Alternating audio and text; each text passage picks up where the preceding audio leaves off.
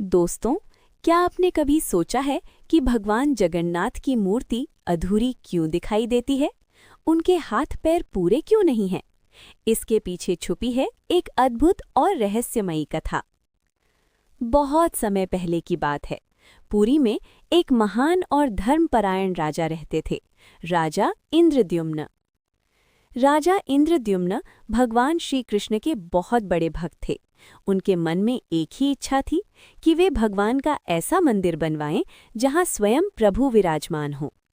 एक दिन राजा को स्वप्न में भगवान ने दर्शन दिए और कहा, हे राजन, समुद्र के किनारे एक दिव्य लकड़ी का लट्ठा यानी दर्शन मिलेगा, उसी से मेरी मूर्ति बनवाओ। राजा तुरंत समुद्र तट पर पहुंचे और सच में उन्हें एक अद्भुत लकड़ी का टुकड़ा मिला, जिसे दिव्य दरु कहा गया। अब समस्या ये थी कि इतनी दिव्य लकड़ी से मूर्ति बनाए कौन? तभी एक वृद्ध ब्राह्मण के रूप में स्वयं भगवान विश्वकर्मा वहां प्रकट हुए।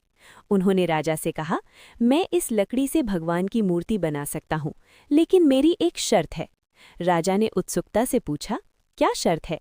वृद्ध ब्राह्मण बोले, मुझे एक बंद कमरे में 21 दिनों तक अकेले काम करने देना होगा।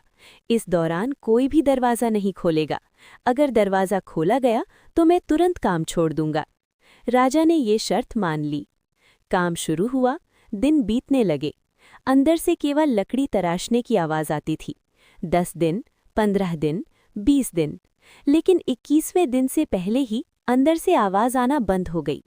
राजा की रानी गुंडचा बहुत चिंतित हो गईं। उन्होंने राजा से कहा, महाराज, कहीं उस वृद्ध को कुछ हो तो नहीं गया? हमें दरवाज़ा खोलकर देखना चाहिए। राजा भी चिंता में आ गए और उन्होंने वचन तोड़ दिया। जैसे ही दरवाज़ा खोला गया, अंदर कोई नहीं था।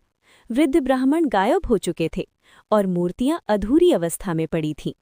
भगवान जगन्नाथ, बलभद्र और सुभद्रा की मूर्तियां बिना पूरे हाथ पैर के थीं। राजा बहुत दुखी हुए। उन्हें अपनी गलती का एहसास हुआ। तभी आकाशवाणी हुई, हे राजन, ये सब मेरी इच्छा से हुआ है। मैं इसी रूप में पूजे जाना चाहता हूँ। राजा ने उसी अधूरे रूप में भगवान की स्थापना कर दी और तभी से आज तक जगन्नाथ मंदिर में भगवान जगन्नाथ उसी अद्भुत और अनोखे रूप में विराजमान हैं। शिक्षा: भगवान का हर रूप पूर्ण होता है, भले ही हमें अधूरा क्यों न लगे, और कभी-कभी अधूरापन ही सबसे बड़ी पूर्णता होता है।